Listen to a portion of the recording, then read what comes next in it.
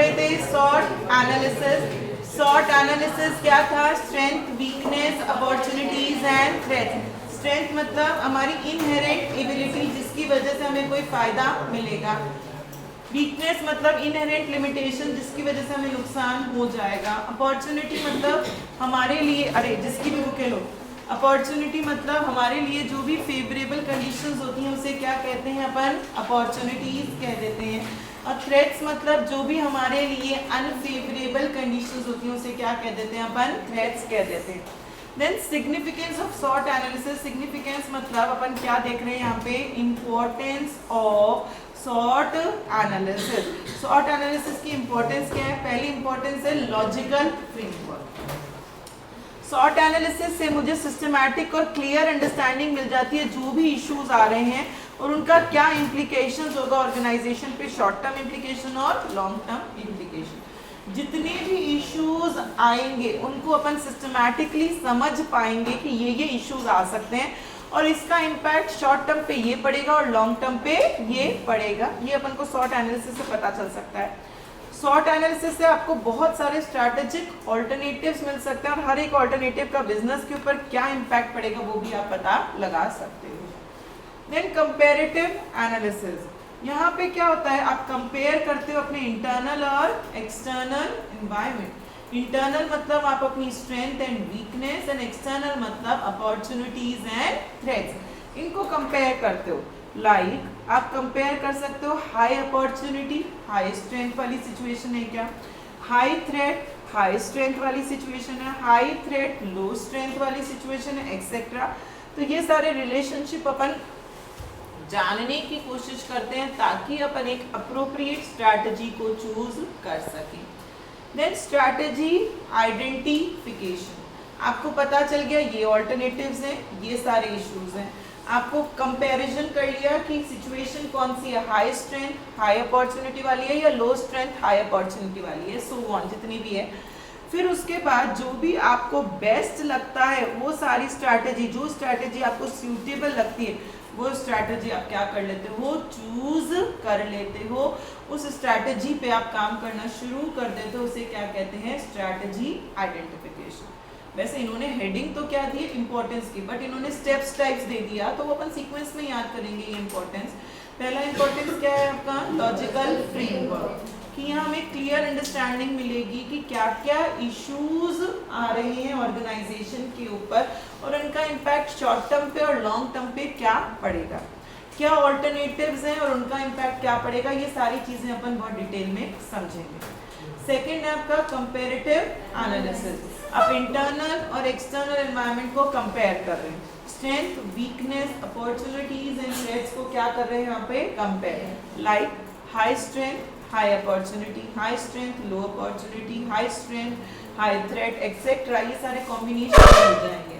फिर उसके बाद स्ट्रैटेजी को आइडेंटिफाई करना, मतलब अपन ये इश्यूज पता चल गए, फिर कंपैरिजन कर लिया, तो जो स्ट्रैटेजी मेरी ऑर्गेनाइजेशन के लिए सूटेबल है उसको मैं क्या कर लूंगी? चूज कर लूंगी। सॉर्ट एनालिसिस क्यों किया जाता है? कि हम एक ऐसा बिजनेस बना सकें जिसकी वजह से हम कॉम्पिटिटिव एडवांटेज गेन कर सकें। आप क्यों करते हो सॉर्ट एनालिसिस? ताकि आपको कॉम्पिटिटिव एडवांटेज मिल सके। कॉम्पिटिटिव एडवांटेज मतलब आपका प्रॉफिट ज्यादा हो रहा है। कॉम्पिटिटिव एडवांटेज मतलब आप जो फास्ट चेंजिंग वर्ल्ड है उसमें आप क्या कर पा रहे हो? सर्वाइव कर पा रहे हो। उसे क्या कह देते हैं? कॉम्पिटिटिव एडवांटेज गेन करना। अब ये जो टेबल है ये क्या है? ये एग्जाम्पल्स हैं। किस चीज के एग्जाम्पल है? कि स्ट्रेंथ क्या हो सकती है किसी भी ऑर्गेनाइजेशन की, वीकनेस अपॉर्चुनिटीज एंड थ्रेट्स। तो अपन को दो दो एग्जाम्पल ही क्या करने हैं यहाँ पे? लर्न करने हैं। कि आपका आंसर अगर आपको अच्छा लिखना है तो आप ये दो एग्जाम्पल्स अपने आंसर में लिख सकते हो। स्ट्रेंथ का एग्जाम्पल कोई भी दो याद कर सकते हो, जैसे कि आपकी कॉस्ट कम जो रिया ने बताया था। स्ट्रेंथ का एग्जाम्पल हो सकता है मेरा एडवर्टाइजमेंट और प्रमोशन बहुत अच्छा है, ये मेरी स्ट्रेंथ हो सकती है। मेरा प्रोडक्ट इनोवेटिव है, ये मेरी स्ट्रेंथ हो सकती है। कोई भी दो एग्जाम्पल्स आपको लर्न करने। वीकनेस के एग्जाम्पल्स क्या हो सकते हैं? मेरी जो फैसिलिटीज है, फैसिलिटीज मतलब बच्चों रिसोर्सेज, मशीनरीज जो है वो क्या है, ऑब्सोलीट है, पुराने जमाने की मशीनरी है। मेरी बैलेंस शीट वीक है, मेरा ब्रांड नेम इतना ज़्यादा अच्छा नहीं है, मैं मेरे प्लांट्स को यूटिलाइज प्रॉपरली नहीं कर पा रही हूँ, ये मेरी वीकनेस हो सकती है।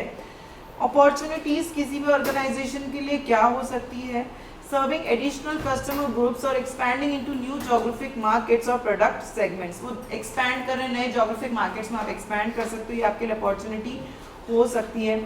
आप ज़्यादा से ज़्यादा कस्टमर को अप्रोच कर रहे हो, ये आपकी अपॉर्चुनिटी हो सकती है। आप forward and backward integration techniques काम में ले रहे हो, ये क्या होता है, forward and backward.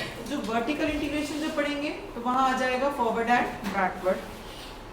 Trade barriers कम हो रहे हैं, ये आपके लिए अपॉर्चुनिटी हो सकती है। और थ्रेट्स आपके लिए क्या क्या हो सकते हैं कि नया कॉम्पिटिटर एंटर कर गया मार्केट के अंदर, सेल्स कम हो गई क्योंकि सब्स्टिट्यूट प्रोडक्ट आ गया, मार्केट की ग्रोथ रेट कम हो गई, गवर्नमेंट ने नए रूल्स, नए रेगुलेशंस लगा दिए, तो ये सब आपके लिए क्या हो सकते हैं, थ्रेट्स हो सकते हैं। तो ये अपन को एग्जाम्पल्स दिए हैं स्ट्रेंथ के, वीकनेस के, अपॉर्चुनिटीज के एंड थ्रेट्स के। आपको दो दो एग्जाम्पल्स ही याद करने, ज़्यादा लर्न नहीं करने, कंपल्सरी नहीं है याद करना, तो याद करोगे और अपने आंसर्स में लिखोगे तो उसकी वेटेज, उसकी इंपॉर्टेंस, उस आंसर की जो वर्थ होती है वो थोड़ी सी अच्छी हो जाएगी, आंसर अच्छा हो जाएगा। सॉर्ट के जैसा सा मैट्रिक्स होता है टॉस।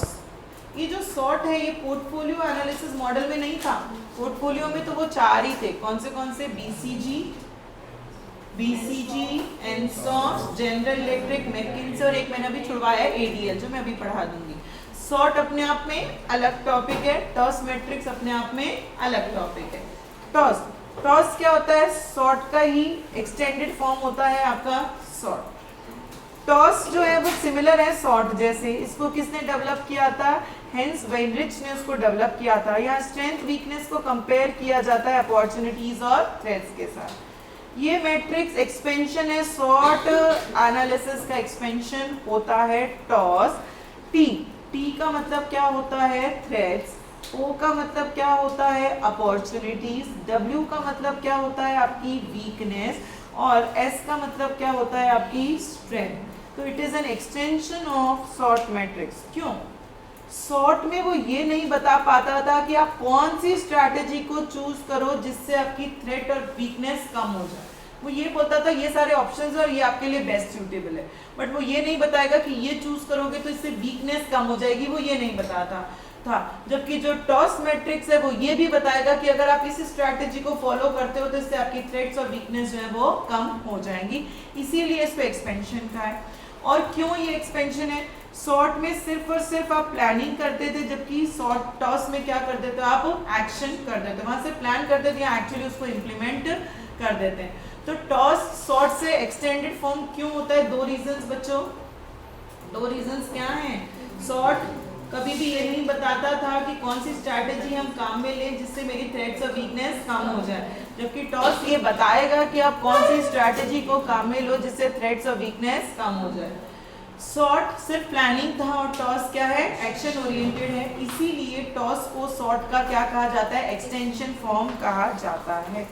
यहाँ सॉर्ट के इनपुट्स को रीअरेंज कर दिया, threats, opportunities, weakness and strength. यहाँ पे आप चाहते हो कि हम हमारी स्ट्रेंथ को कैसे बढ़ाएं, वीकनेस को कम कैसे करें, अपॉर्चुनिटीज को और कैपिटलाइज और मैक्सिमाइज कैसे करें और थ्रेट्स को मैनेज कैसे करें। इन सारे क्वेश्चंस के आप आंसर जानने की कोशिश करते हो।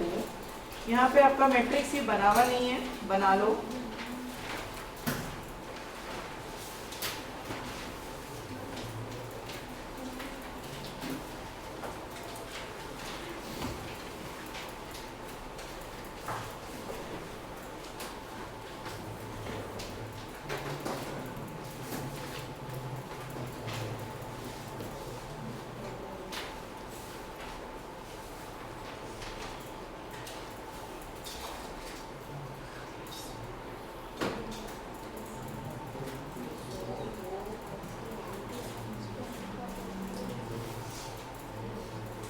ये मैट्रिक्स बना लो।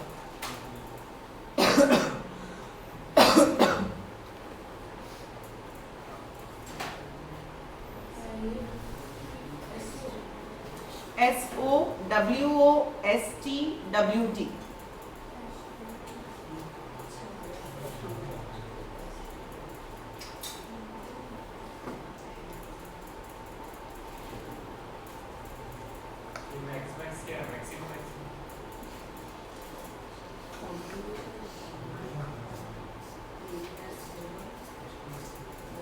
बन गया।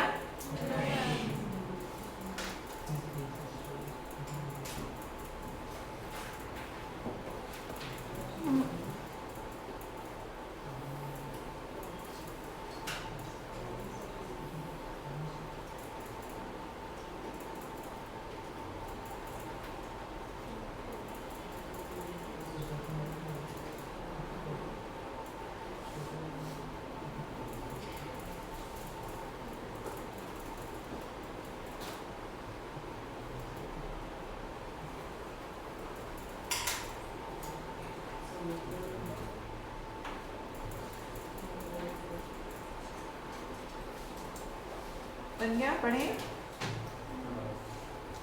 टॉस मैट्रिक्स में 4 स्ट्रैटेजिक ऑप्शंस मिलते हैं अपने पास।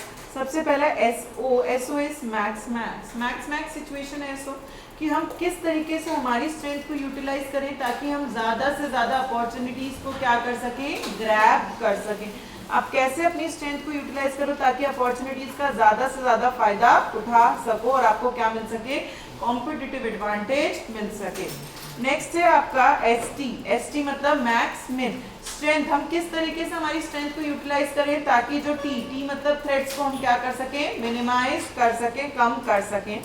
WO आप कैसे अपॉर्चुनिटीज को यूज में लोगे ताकि आप अपनी वीकनेस को क्या कर सको, कम कर सको, that is min max. And WT आप कौन सी स्ट्रैटेजी काम में लोगे जिससे आपकी वीकनेस भी कम हो सके और आपके थ्रेट्स भी क्या हो सके, कम हो सके। ये दोनों चीजें क्या हो सके, ओवरकम अपन कर सके और इनके साथ अपन कोप अप कर सकें।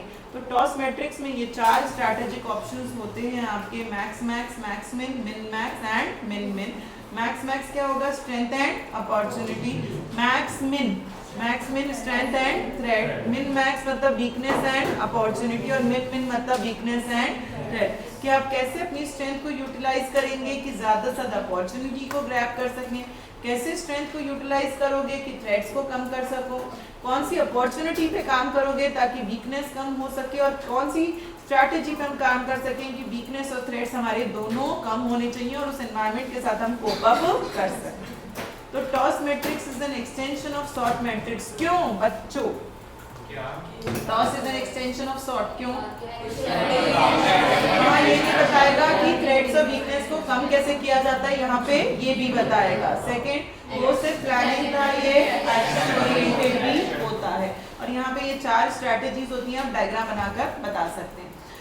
सॉर्ट के सिग्निफिकेंस, इंपॉर्टेंस क्या क्या थी? पहला था लॉजिकल फ्रेमवर्क।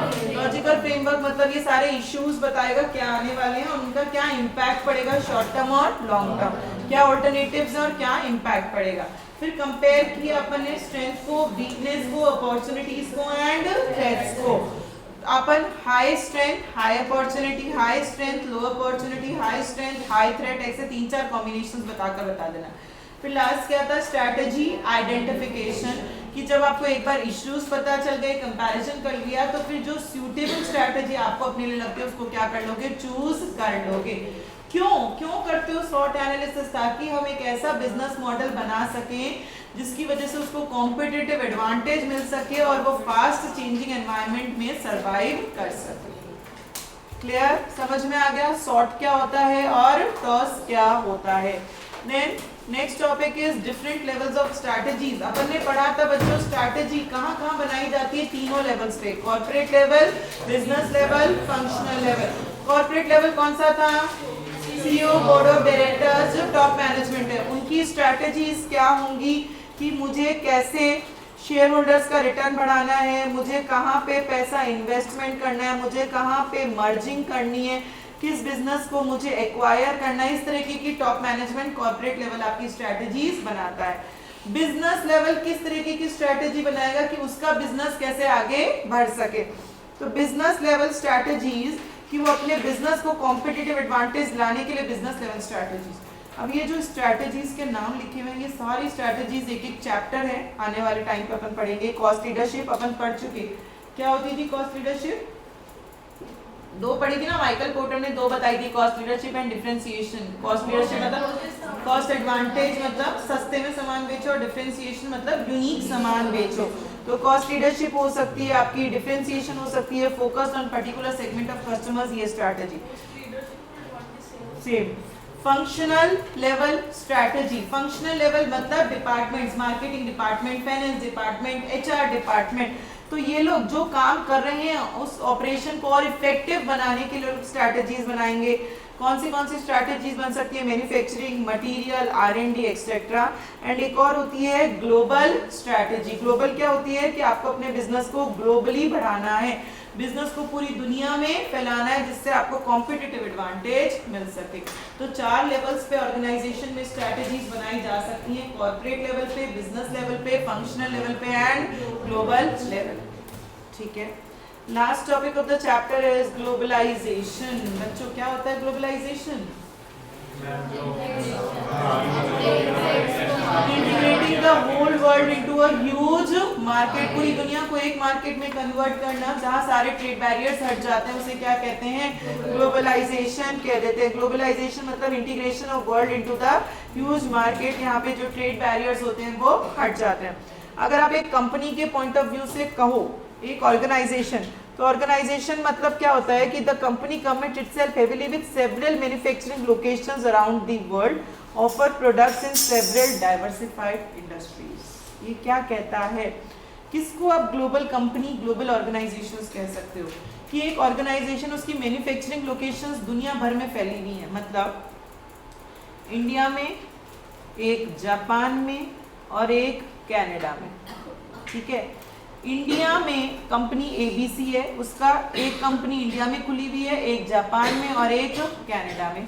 इंडिया में वो लोग बनाते हैं क्लोथ्स, जापान में वो लोग बनाते हैं फुटवेयर्स और कनाडा में वो बनाते हैं इलेक्ट्रॉनिक्स। तो क्या ABC कंपनी को मैं ग्लोबल कंपनी कहूँगी? हाँ या ना? हाँ, ये यही कह रहा है, जो मैंने डायग्राम में आपको बता दिया ये यही लिख रहा है कि कंपनी को ग्लोबल कंपनी कब कहोगे? जब उसकी बहुत सारी मैन्युफैक्चरिंग लोकेशंस हैं। मैन्युफैक्चरिंग लोकेशंस 3 जगह हो गई और हर एक लोकेशन पे अलग डाइवर्सिफाइड मतलब नया, कुछ नया प्रोडक्ट बनाया जा रहा है, या तो उसको ग्लोबल कह सकते हो, या कोई कंपनी जो डोमेस्टिक मार्केट में भी फॉरेन कॉम्पिटिटर्स के साथ कॉम्पीट कर रही है। डोमेस्टिक मार्केट इंडिया वालों का इंडिया डोमेस्टिक मार्केट हो गया, पर यहाँ पे वो दूसरे कॉम्पिटिटर्स जो लोग और कपड़ा बेचते होंगे, जो बाहर की कंपनियां होंगी, उनके साथ वो कम्पीट कर रही है, तो भी आप उसे क्या कहोगे? ग्लोबल कंपनी कह दोगे। तो कंपनी के पॉइंट ऑफ व्यू से किस कंपनी को ग्लोबल कंपनी कहा जाता है बच्चों? किस कंपनी को?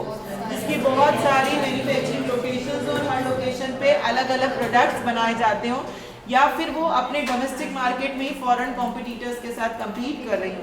जो कंपनीज ग्लोबल होती हैं उनको क्या बोला जाता है? MNCs, मल्टीनेशनल कॉरपोरेशंस या फिर ट्रांसनेशनल कॉरपोरेशंस भी बोला जाता है। ग्लोबल कंपनी के 3 कैरेक्टरिस्टिक्स होते हैं। कॉमन ओनरशिप, मतलब इंडिया, जापान, कनाडा का ओनर कौन है? ABC। सबका ओनर कौन है? ABC। तो जितनी भी कंपनीज होंगी सबका ओनर कॉमन, सबका कॉमन पूल ऑफ रिसोर्सेज, मतलब अगर उनको कुछ भी चाहिए, इंडिया को कोई रिसोर्स चाहिए तो किससे मांगेगी? ABC से। जापान को चाहिए तो किससे मांगेगी? ABC। सबके पास कॉमन पूल ऑफ रिसोर्सेज है, जिसको रिसोर्सेज चाहिए वहां से ले लो। एंड कॉमन स्ट्रैटेजी, सब लोग एक स्ट्रैटेजी पे काम करेंगे कि मैक्सिमम रिटर्न्स किसको मिलने चाहिए? ABC को मैक्सिमम रिटर्न्स मिलने चाहिए। तो कोई भी ग्लोबल कंपनी होती है उसके 3 कैरेक्टरिस्टिक्स हैं, common ownership, common pool of resources and common strategy. Why do companies go global? आजकल क्यों ऐसा हो रहा है कि ऑर्गेनाइजेशंस, कंपनीज ग्लोबल होती ही जा रही हैं, ग्लोबल होती जा रही है? क्योंकि दुनिया बहुत छोटी है, आजकल कम्युनिकेट करना बहुत आसान है, कहीं से कहीं भी ट्रांसपोर्ट करना बहुत आसान हो गया, तो आपका टाइम, डिस्टेंस और चीज़ों को बनाने की जो कॉस्टिंग आ रही है वो कम होती जा रही है बिकॉज ऑफ टेक्नोलॉजी एडवांसमेंट। तो कंपनीज क्या होती जा रही हैं? ग्लोबल। कई बार क्या होता है कि मेरा डोमेस्टिक मार्केट इतना सफिशिएंट नहीं होता, तो मैं क्या करती हूँ, वो सामान बाहर बेचना शुरू कर देती हूँ। फॉर एग्जाम्पल, मैंने इंडिया में कोई प्रोडक्ट बनाया, कोई फ़ोन बनाया, या इंडिया में वैक्सीन बना, कोविड का वैक्सीन, और मैंने इतनी ज़्यादा ह्यूज क्वांटिटी में उसका प्रोडक्शन कर दिया कि इंडिया के लोग वो पूरा कंज्यूम नहीं कर पा रहे, तो वो मुझे बेचना तो पड़ेगा ना माल, तो बेचूंगी कहाँ पे? बाहर की कंट्रियों में बेचना शुरू कर दूंगी। इसीलिए भी कंट्रीज ग्लोबल होती जा रही हैं।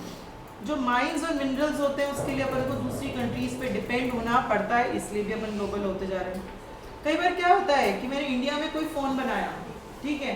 अब मैं इंडिया के लोगों को वो फ़ोन बेच रही हूँ, पर कोई फॉरेनर आया घूमने इंडिया, उसने वो फ़ोन देखा, उसको वो पसंद आया, उसने वो एक फ़ोन मेरे से ख़रीदा, फिर वो वहाँ जाकर बल्क में मेरे से कोई 5000 फ़ोन की वो ऑर्डर कर रहा है, क्योंकि उसको वो इतना अच्छा लगा कि वो वहाँ पे फॉरेन कंट्री में मेरा फ़ोन बेचेगा। तो कई बार आप अपने देश के लिए कुछ बनाते हो, पर फॉरेनर्स को वो पता चलता है, वो खरीदना शुरू करते हैं, तो इसलिए भी आप ग्लोबल होते जा रहे हो। कंपनीज अपना मैन्युफैक्चरिंग फैसिलिटी वहाँ शुरू करना चाहती हैं जहाँ गवर्नमेंट के रूल्स रेगुलेशंस कम हो, गवर्नमेंट इंसेंटिव ज़्यादा देती हो, लेबर सस्ता मिलता हो, इसलिए भी आप ग्लोबल होते जा रहे हो। Consolidation of business and resources to achieve economies of scale is another reason for globalization, कि बिजनेस और रिसोर्स दोनों मिलजुल कर काम करें। जहाँ सस्ती रिसोर्स मिलेगी वहीं पे मैं मेरा बिजनेस करूँगी, इसलिए मैं ग्लोबल होती जा रही हूँ। नए मार्केट को कैप्चर करना है, इसलिए बोल रहे हो। पैसा कॉस्ट कट करना है, क्योंकि वहाँ लेबर सस्ता मिलेगा, इलेक्ट्रिसिटी सस्ती मिलेगी, जगह सस्ती मिलेगी, रिसोर्सेज सस्ती मिलेंगी, एनवायरनमेंट के कोई रेस्ट्रिक्शंस नहीं है या हैं, इसलिए भी आप ग्लोबल होते जा रहे हो। कई बार कंपनीज जो है वो स्ट्रैटेजिक अलायंस क्रिएट करने के लिए भी ग्लोबल हो जाती है। ये अलायंस क्या होता है? गठबंधन। क्या होता है गठबंधन? हाँ, क्या करना? टीम वर्क करना। जैसे पॉलिटिकल पार्टीज कर लेती हैं, गठबंधन कर लेती हैं वो एक दूसरे के साथ, वैसे अपन कोई फॉरेन कंपनी के साथ गठबंधन कर लेते हैं ताकि हमारा फायदा उनको मिल सके और उनका फायदा हमें मिल सके, इसलिए भी हम क्या होते जा रहे हैं? ग्लोबल होते जा रही हैं। तो आजकल क्यों होती हैं ऑर्गेनाइजेशंस ग्लोबल बच्चों? रीजन, आजकल कम्युनिकेशन फास्ट है, ट्रांसपोर्टेशन कॉस्ट कम आ रही है, कहीं से कोई भी सामान कहीं से भेजा जा सकता है, डिस्टेंस कम होता जा रहा है, इसलिए ग्लोबल हो रहे हो। दूसरा कि माइंस एंड मिनरल्स आपको चाहिए तो आपको दूसरे पे डिपेंड होना पड़ेगा, इसलिए ग्लोबल हो रहे हो। तीसरा, डोमेस्टिक मार्केट सफिशिएंट नहीं था उसको डिमांड को कंप्लीट करने के लिए, इसलिए मैं ग्लोबल हो गई। चौथा, फॉरेनर ने भी मेरे से प्रोडक्ट मांग लिया, अट्रैक्ट हो गया, तो मैं ग्लोबल हो गई।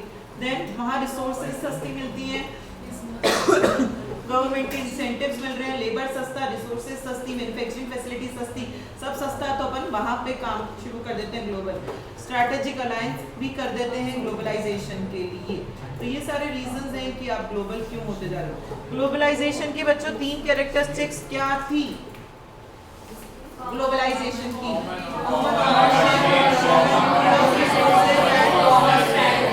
Common strategy. कोई भी ऑर्गेनाइजेशन, कोई भी कंपनी अपने आप को ग्लोबल कब कहती है? जब उसके बहुत सारे मल्टीपल मैन्युफैक्चरिंग लोकेशंस हो और हर जगह पे वो अलग अलग सामान बनाती हो और डोमेस्टिक मार्केट में वो फॉरेन कॉम्पिटिटर्स के साथ कम्पीट कर रही हो। टॉस मैट्रिक सॉर्ट से सुपीरियर क्यों होता है? वो बताएगा और वीकनेस को कम कैसे करना है, वो एक्शन है, वो प्लानिंग हुआ करता था। टॉस की 4 strategies, max max, max min, min max and मिन मिन। ये चैप्टर कंप्लीट। चलो एमसीक्यूज करें।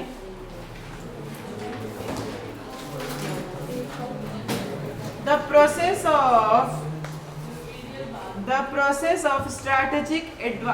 process of strategic management can be made effective by building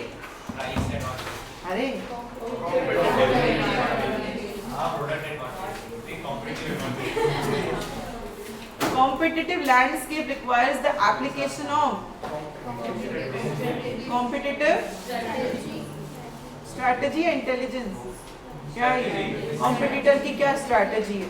Strategic group mapping helps in identify the strongest and the weakest companies। D आएगा ना, intelligence आएगा ना। Intelligence, अरे कॉम्पिटिटर कौन है, उसका क्या स्ट्रैटेजी, उसकी विजन, उसका मिशन, उसका ऑब्जेक्टिव, उसका सब कुछ ही तो जानते थे। कॉम्पिटिटर के बारे में पूरा जानते थे, सिर्फ स्ट्रैटेजी थोड़ा ना जानते थे लैंडस्केप में।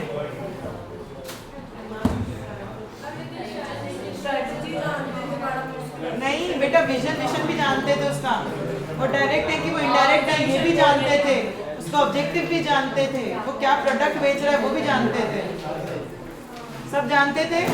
क्या स्टेप्स थे बच्चों कॉम्पिटिटिव लैंडस्केप के?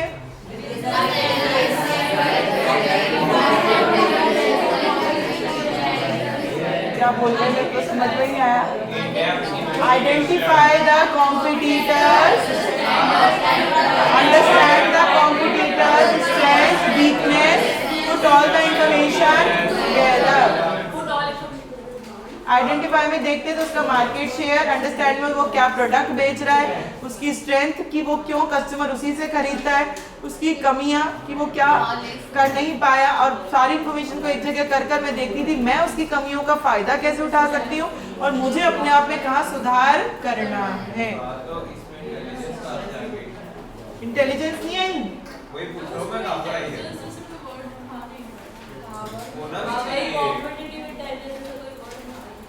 बेटा अब लर्न कर लो।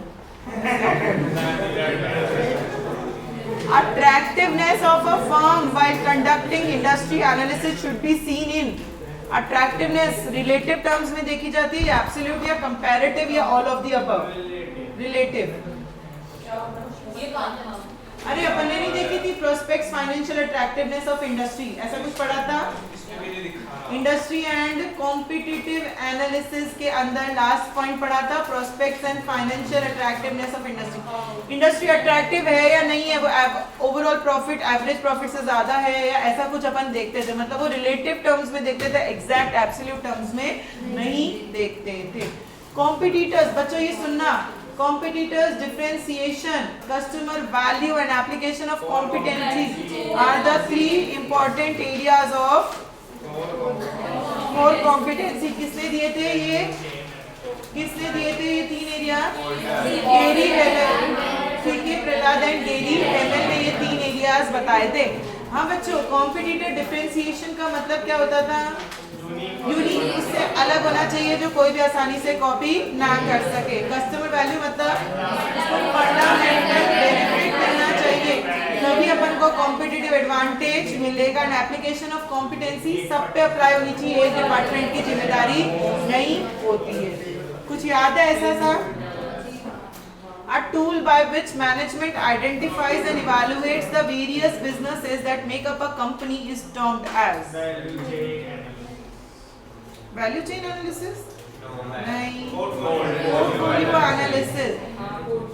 Identify and evaluate the various business, आप कौन से बिजनेस पे काम कर रहे हो, तो ये तो हम पोर्टफोलियो में ही देखते थे ना। वैल्यू चेन मतलब क्या होता था अक्षित, वैल्यू चेन क्या होता था बेटा, तो यही आप खड़े हुए थे फिर भी नहीं पढ़ा आपने, मेरी गलती, सॉरी। हाँ कोई बताएगा वैल्यू चेन एनालिसिस का मतलब क्या होता था? वो सारी एक्टिविटीज जो ऑर्गेनाइजेशन की प्रॉफिटेबिलिटी को ऐड ऑन करने में हेल्प करती थी, उन सारी एक्टिविटीज के एनालिसिस को बोला जाता था value chain analysis. Michael porter ने दो एक्टिविटीज बताई थी वैल्यू चेन की, प्राइमरी एंड सपोर्टिव।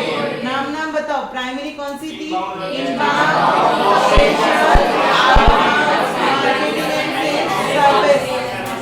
कनेक्ट करो ना, चीजें एकदम रिलेटेड हैं, तो आप कभी सीक्वेंस नहीं बोलोगे। पहले रॉ मटेरियल आता है, फिर फिनिश गुड्स में कन्वर्ट होता है, फिर उसको कस्टमर को बेचते हैं, फिर मार्केटिंग उसको बेचने के लिए करना पड़ता है, फिर उसकी आफ्टर सेल सर्विस होती है। और सपोर्टिव एक्टिविटीज कौन सी थी बच्चों? Technology, human resource, infrastructure, procurement. चलो, build, hold, harvest, divest are the strategies explained. BCG Boston consulting group growth share matrix. Build मतलब लॉन्ग टर्म के बारे में सोचो, शॉर्ट को इग्नोर कर दो। होल्ड मतलब प्रिजर्व करो जो है। हार्वेस्ट मतलब शॉर्ट के बारे में सोचो, लॉन्ग को इग्नोर करो। डाइवेस्ट मतलब लिक्विडेट, सेल करना शुरू कर दो। The low growth low share business in dogs. तो डॉग्स का अगर कोई स्ट्रैटेजिक पर्पस नहीं है तो उसमें से पैसा क्या करना चाहिए? निकाल लेना चाहिए। An advertisement says have ruafza with milk and lassi too. Which strategy is company trying to use? Have ruafza with milk and lassi. Market penetration. वो रुआफजा ही बेच रहा है, कुछ भी नया थोड़ी ना कर रहा है, वो नया प्रोडक्ट। मैं कह रही हूँ brush your teeth twice a day, तो वो मेरा पेनिट्रेशन हो गया ना कि आप 2 बार ब्रश करो, सेम प्रोडक्ट सेम मार्केट में बेचो। हाँ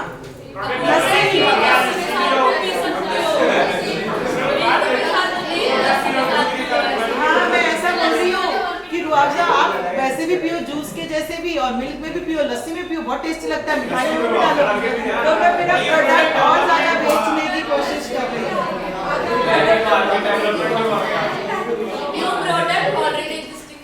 नया प्रोडक्ट कौन सा आ गया?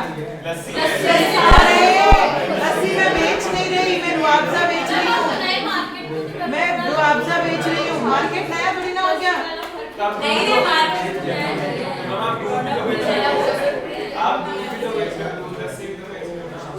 KSF बच्चों बच्चों बच्चों, KSF स्टैंड्स फॉर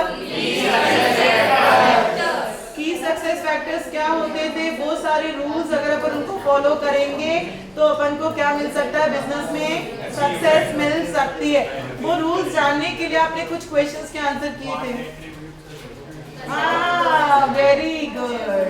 कौन से क्वेश्चंस के आंसर पता होने चाहिए कि सेलर ऐसा क्या कर रहा है जिसकी वजह से उसके पास कौन से एट्रीब्यूट्स हैं, कौन से रिसोर्सेज हैं, कौन सी कैपेबिलिटीज हैं जिसकी वजह से उसको कॉम्पिटिटिव एडवांटेज मिल पा रहा है। वेरी गुड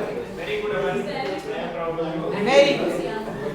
अरे बोलने की कोशिश किया करो थोड़ा थोड़ा तो, कि क्या याद है। Competitive landscape requires the application of, same आ गया competitive.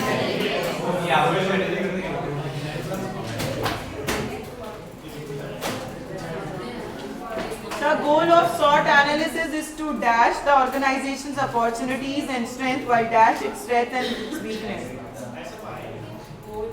एम क्या है, अपॉर्चुनिटी को क्या करना है, स्ट्रेंथ को क्या करना है, और थ्रेट्स को और वीकनेस को क्या करना है। अपॉर्चुनिटी को अवॉइड करना है नहीं, अपॉर्चुनिटी को एक्सप्लॉइट करना है and neutralize its threats and correct its weakness, ये हो सकता है। अवॉइड वाला तो हट गया, एक्सप्लॉइट अवॉइड नहीं, अवॉइड नहीं होगा, ऑप्शन बी हो जाएगा। SWOT analysis is an evaluation of the organization's strength and weakness and opportunities and threats, internal and external. Exploit मतलब ज़्यादा से ज़्यादा फायदा उठाना उसका, वो होता है exploitation. Exploitation मतलब फायदा उठा रही हूँ मैं आपका। 14. External opportunities and threats are usually the minor cause of organizational demise or success, least important for CEOs and board of directors, not as important as internal strength and weakness, largely uncontrollable activities outside the organization. The sustainability of the competitive advantage and the firm ability to earn profit from its competitive advantage depends on 4 characteristics पढ़े थे resource and capability के, जिसकी वजह से long term तक आपको competitive advantage मिल पा रहा था। कौन से थे? Durability, transferability, imitability and appropriability. Durability क्या था? Rate of deterioration of the resource and capability. Transfer, आसानी से ट्रांसफर कर सकते हो।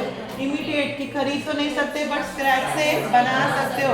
और अप्रोप्रिएट रिटर्न्स मिल भी रहे हैं या नहीं, और किसको रिटर्न्स मिल रहे हैं। तो ये चारों नाम ढूंढ लो किसमें है। इंटर्न बी में है क्या?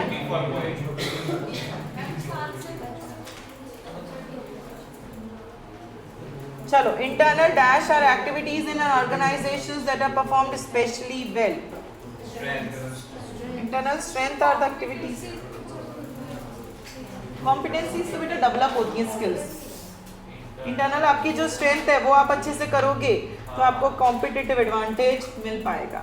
Anything that a firm does specially well compared to rivals firms is referred to as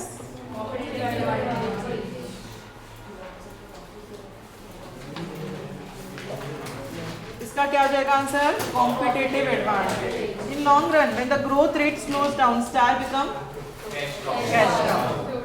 the emphasis on product design is very high. The intensity of competition is low and the market growth rate is low in dash stage of industry and life cycle. हाँ? GE 9 cell matrix is based on market attractiveness, business strength, market की growth rate, business strength, market attractiveness and relative market share, market की growth rate और relative market share. Attractiveness और strength के बारे में बात की। ठीक है बच्चों? Explain the concept of experience curve, बता सकते हो लर्निंग कर्व को एक्सपीरियंस कर्व कहते हैं, ज्यादा वॉल्यूम ऑफ प्रोडक्शन तो cost per unit come. And highlight its relevance, relevance मतलब इम्पोर्टेंस, उसकी इम्पोर्टेंस क्या है स्ट्रैटेजिक मैनेजमेंट में। ये जो आंसर लिखा है ये सिर्फ और सिर्फ इम्पोर्टेंस का आंसर लिखा है। एक्सपीरियंस कर्व क्या होता है वो आप लिख दोगे, आपको आता है ऑलरेडी, उसके कैरेक्टरिस्टिक 3 फीचर्स थे। इम्पोर्टेंस यहाँ से रीड करोगे और आपको समझ में आ जाएगा, वो लिख देना।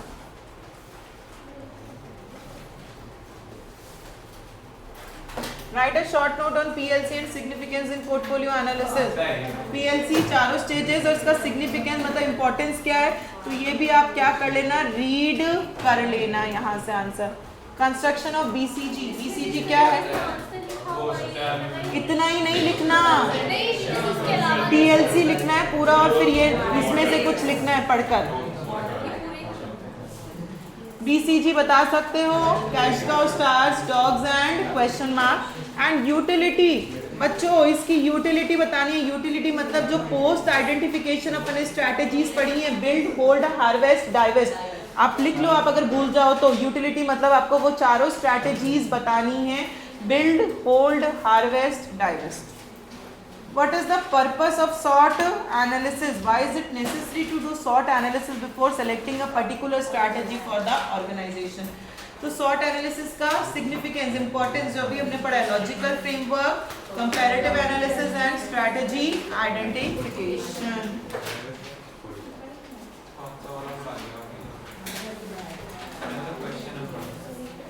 क्वेश्चन नंबर मैंने 5 करवा दिया आपको।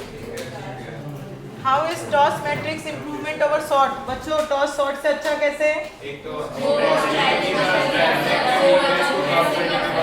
कंस्ट्रक्शन ऑफ टॉस, पूरा टॉस छाप कर आना है जो भी पड़ा है टॉस के अंदर, ठीक है, डायग्राम और सारी स्ट्रैटेजी।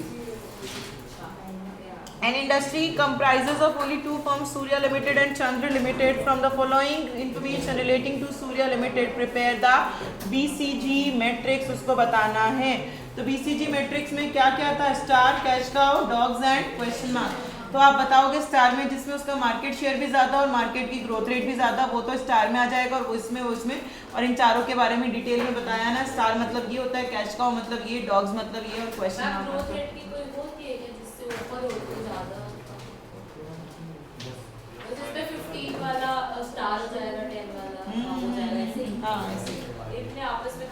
बस। Aurobindo, the pharmaceutical company, wants to grow its business. Draw Ensov's product market growth metrics to advise them of available options. Ensov's product, अरे मेरा ADL छूट गया ना, अभी बताया नहीं आप लोगों ने, याद आया, भूल गई, अभी बता पढ़ा दूंगी। हाँ, Ensov's product में 4 थी, market penetration, market development, product development and diversification. ये चारों आपको एक्सप्लेन कर आना है। हाँ, ये सोचकर बताना है बच्चों, पीछे मत देखना please answers. In the context of Ansoff product market growth matrix, Ansoff मतलब penetration, market development, product development and diversification. Identify with reason the type of growth strategy followed in following cases. Leading, अच्छा ये मैंने बता दिया। Leading producer of toothpaste advises its customer to brush teeth twice a day to keep breath fresh.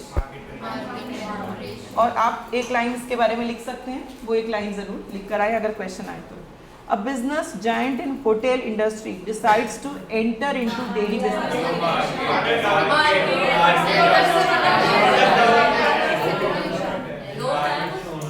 Hotel industry, dairy business, product भी मेरा नया, market भी नया। जो दूध खरीदेगा वही होटल में ठहरने थोड़ा आएगा मेरे पास, तो मार्केट भी नया और प्रोडक्ट भी नया, सब कुछ नया। वन ऑफ द, क्या पता, तो बेटा कुछ भी हो सकता है। हाँ, जो होटल में आएगा उसको अपन कहेंगे पहले दूध खरीदो मुझसे। One of the India's premier utility vehicle manufacturing company ventures to foray into the foreign market. इनके बारे में एक लाइनें जरूर लिखें। A renowned auto manufacturing company launches ungeared scooters in the market. Very good. ऐसे क्वेश्चंस भी आते हैं एग्जाम में।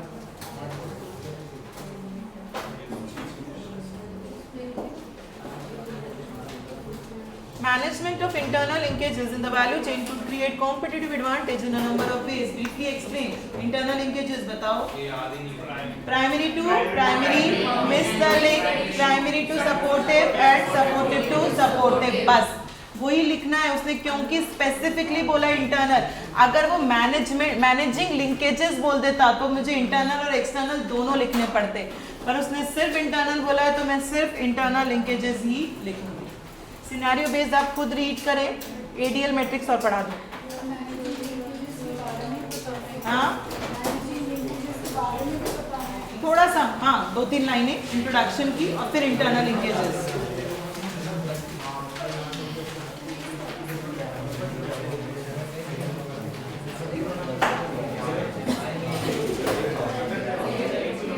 नेक्स्ट मैट्रिक्स अपना बच्चों एक पोर्टफोलियो एनालिसिस मॉडल छूट गया, दैट इज एडीएल मैट्रिक्स. ये मैट्रिक्स बच्चों सबसे लीस्ट इंपॉर्टेंट है. पूरी एसएम में सबसे कम इंपॉर्टेंट यही टॉपिक है. आज तक कभी एग्जाम में पूछा नहीं गया और मुझे लगता है पूछा भी नहीं जाएगा कभी, पता नहीं, अपन अभी पढ़ेंगे. ठीक है, लीस्ट इंपॉर्टेंट है तो बहुत ज्यादा डिटेल में नहीं, पर थोड़ा थोड़ा हमें पता होना चाहिए कि अगर आ गया तो हम कुछ तो लिख पाए इसके बारे में. नहीं, ADL matrix from Arthur D little ने इसको दिया था. इन्होंने दो चीज़ों की बात की, इंडस्ट्री मेजरमेंट एंड उसमें बिजनेस की स्ट्रेंथ क्या है. इंडस्ट्री में इंडस्ट्री की लाइफ साइकिल के बारे में बताएंगे. बिजनेस की स्ट्रेंथ मतलब उसके 5 कॉम्पिटिटिव पोजीशंस के बारे में आप बताओगे. Dominant, strong, favourable, tenable and weak. Industry की लाइफ साइकिल आपको पता है 4 स्टेजेस होती है, introduction, growth, maturity and decline. और ये 5 उसकी पोजीशंस हैं. डोमिनेंट मतलब रेयर, मतलब मोनोपोली की जो सिचुएशन है उसको क्या कहते हैं, डोमिनेंट. स्ट्रॉन्ग मतलब a strong company can follow a strategy without too much consideration of moves of rival company. वो इतनी स्ट्रॉन्ग है कि वो खुद की स्ट्रैटेजी पे काम करती है, उसको फर्क नहीं पड़ता कि राइवल्स क्या कर रहे हैं क्या नहीं करते. फेवरेबल कंपनी किसे कहोगे, जहाँ पे कोई क्लियर लीडर नहीं है, सब बराबर है, कोई लीडर नहीं है. टीनेबल कंपनी किसे कहोगे, वो ठीक ठाक परफॉर्म कर रही है. टीनेबल अगर आप स्टेज पे हो तो मतलब आप ठीक ठाक परफॉर्म कर रहे हो, ज़्यादा अच्छा परफॉर्म नहीं कर रहे हो, सेटिस्फैक्टरी परफॉर्म कर रहे हो, आप जस्टिफाई कर रहे हो कि आप क्यों स्टे कर रहे हो. बट अगर कंपटीशन बढ़ गया तो सबसे पहले नुकसान किसको होगा, आपको. और वीक कंपनी जो बहुत छोटी है, जिसका प्रॉफिट बहुत कम है और उसको लॉन्ग टर्म तक सर्वाइव होना ही बहुत मुश्किल है. तो डोमिनेंट कंपनीज कौन सी हैं, जो मोनोपोली. फेवरेबल कंपनी नहीं, स्ट्रॉन्ग कंपनीज कौन सी हैं, जो खुद ही अपनी स्ट्रैटेजी पे काम कर रही हैं, उनको फर्क नहीं पड़ता राइवल्स क्या कर रहे हैं. फेवरेबल कोई क्लियर लीडर नहीं है. टीनेबल मतलब वो छोटी मोटी है, ठीक ठाक परफॉर्म कर रही है, बट अगर कंपटीशन बढ़ गया तो उनको सबसे ज़्यादा डर हो सकता है. और वीक कंपनीज कौन सी होती हैं, जो बहुत छोटी हैं और वो लॉन्ग टर्म तक सर्वाइव होना उनका मुश्किल है. अब इनके बीच में अपन रिलेशनशिप देखते हैं. ये मैट्रिक्स बना हुआ है आपका. अगर यहाँ पे ये बिजनेस की पोजीशंस बताइए कि आप डोमिनेंट पे हो या फिर आप स्ट्रॉन्ग पे हो, फेवरेबल पे हो. और यहाँ स्टेज ऑफ इंडस्ट्री, एम्ब्रियोनिक मतलब इंट्रोडक्शन स्टेज. अगर आपकी इंडस्ट्री इंट्रोडक्शन स्टेज में है और आपकी पोजीशन डोमिनेंट है तो आप क्या करो उस इंडस्ट्री में, फास्ट ग्रो, जल्दी जल्दी बढ़ो. बिल्ड बैरियर्स मतलब एंटी बैरियर्स लगा दो ताकि कोई और ना घुस सके. कॉमा नहीं लगा हुआ, लगा लेना. एक्ट ऑफेंसिवली मतलब एक्ट ऑफेंसिवली, हाँ तानाशाही मतलब इस तरीके से काम करो कि कोई घुस ही नहीं सके, किसी को मत घुसने दो उस बिजनेस के अंदर. अगर आप डोमिनेंट पोजीशन पे हो और इंडस्ट्री आपकी ग्रोथ स्टेज में, तो आप जल्दी ग्रो करो, कॉस्ट लीडरशिप स्ट्रैटेजी को अचीव करो, रिन्यू करो, अपनी पोजीशन को डिफेंड करो और एक्ट ऑफेंसिवली करो. अगर आप डोमिनेंट पोजीशन पे और इंडस्ट्री आपकी मेच्योर स्टेज पे है तो पोजीशन को बचाओ, कॉस्ट लीडरशिप स्ट्रैटेजी करो, रिन्यू करो, फास्ट ग्रो करो, एक्ट ऑफेंसिवली. अगर आप एजिंग मतलब कौन सी स्टेज हो गई, डिक्लाइन, तो आप अपनी पोजीशन को डिफेंड करो या रिन्यू करो या फोकस स्ट्रैटेजी काम में लो. फोकस स्ट्रैटेजी होती है जो पर्टिकुलर थोड़े ही लोगों पे ध्यान दिया जाता है या फिर थोड़ा थोड़ा पैसा निकालना शुरू कर दो, विड्रॉ कर दो. अगर आप स्ट्रॉन्ग पोजीशन पे और इंडस्ट्री स्टार्टिंग स्टेज में है तो डिफरेंशिएशन वाली स्ट्रैटेजी काम में लो या जल्दी जल्दी बढ़ो. स्ट्रॉन्ग पे और इंडस्ट्री ग्रोथ स्टेज में है तो डिफरेंशिएशन स्ट्रैटेजी काम में लो, या लो कॉस्ट स्ट्रैटेजीज काम में लो, या स्मॉल फर्म्स को अटैक करो। और अगर आप स्ट्रॉन्ग पोजीशन पे और मेच्योर स्टेज पे इंडस्ट्री है तो लो कॉस्ट लीडरशिप काम में लो, कुछ ही लोगों को फोकस करो, डिफरेंशिएशन स्ट्रैटेजी काम में लो और इंडस्ट्री के साथ बढ़ने की कोशिश करो। अगर आप स्ट्रॉन्ग पोजीशन पे और आपकी इंडस्ट्री एजिंग स्टेज पे है तो फाइंड नीश। नीश मतलब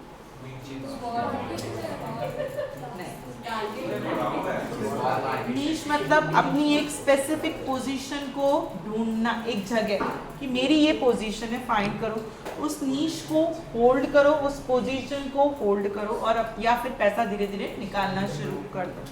अगर आप फेवरेबल पोजीशन पर इंडस्ट्री आपकी एम्ब्रॉयनिक स्टार्टिंग स्टेज में है तो डिफरेंशिएट करो, फोकस करो या फास्ट ग्रो। ग्रोथ पे फोकस, डिफरेंशिएट या डिफेंड करो अपने आप को। मेच्योर पे फोकस करो, डिफरेंशिएट करो, हार्वेस्ट करो, find niche, hold niche, turn around, grow with industry, hit smaller industry, या हार्वेस्ट करो और टर्न अराउंड करो।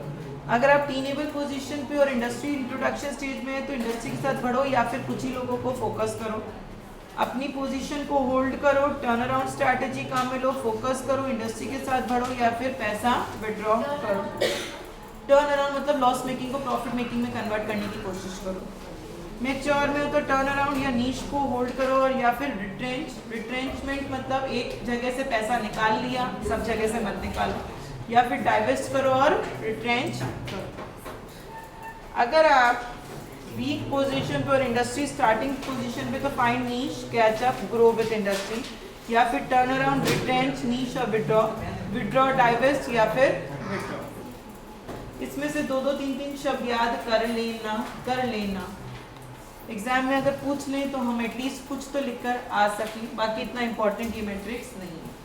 ठीक है, आपका चैप्टर नंबर 2 कंप्लीट, कल टेस्ट।